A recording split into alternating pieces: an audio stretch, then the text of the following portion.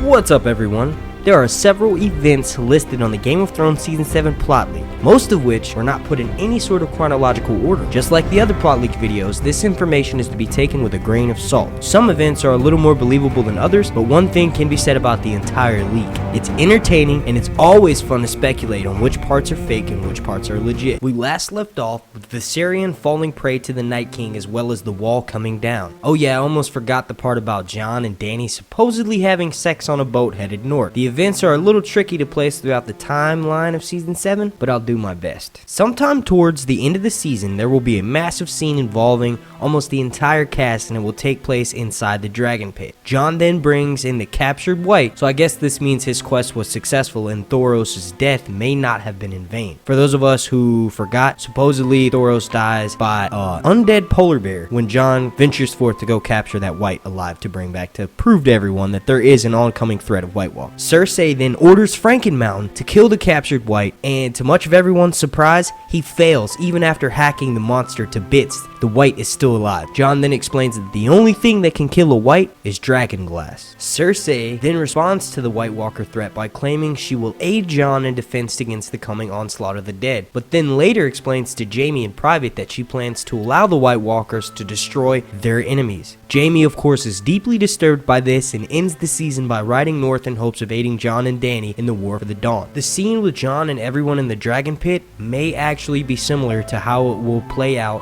on the show. Jon will definitely need proof in order to convince Cersei. Dany will likely be skeptical at first, but with Tyrion vouching for Jon, I think Dany will take far less convincing than Cersei.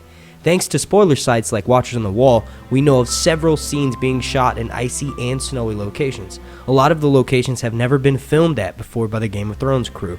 I can totally see one of these new locations being the show's version of Eastwatch by the Sea, which according to the leak, this is where Jon and company sail in order to capture that White alive. In the latest filming news, Nikolaj Coster-Waldau and Jerome Flynn were spotted arriving at the Trujillo filming site. At this point, I think it's safe to say Trujillo will be used as the outside walls of Highgarden. There's been some speculation that the Lannister soldiers may be carrying plunder in those barrels, which may not be a good sign for Olenna Tyrell. According to the plot leak, Jaime and Bran are set to sack the Highgarden castle, and in doing so, Jaime allows Olenna to drink poison instead of facing justice, after she explains that she's the one who poisoned Joffrey. Now, if all that happens, it will be good because Tyrion will then have his name cleared and some of the hostility may be resolved between Jaime and his baby brother.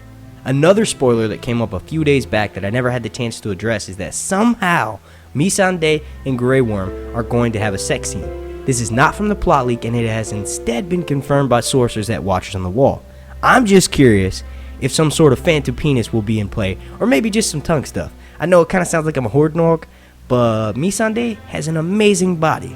Lastly, I'd like to comment on my opinion of the insane leaks that have happened this year during filming season. Recently, I found myself looking for visual aids in a video that I was producing, and I came across this old picture of Stannis in his war room at Dragonstone. Now, this may seem irrelevant, but bear with me. There was nothing special about the photo, it just reminded me of how mysterious Game of Thrones used to be to me before I started this channel. Side note, I will be on YouTube for officially 1 year during the second week of January 2017. The show was really mysterious to me, but I enjoyed it so much more now that I have all this insider info and background knowledge about the show, and now that I've read the books. One main thing I have trouble with is all the damn names, and for the longest I thought that Jon and Ramsay were brothers because of Snow being their last names. I guess what I'm getting at here is that the spoilers aren't for everyone, but if you're like me, then you don't mind finding out stuff about the upcoming season. I've read all the books, and I know a lot of which is being reported is still speculation. So even with the casting leaks and filming, no one truly will know what goes down in a scene until it airs.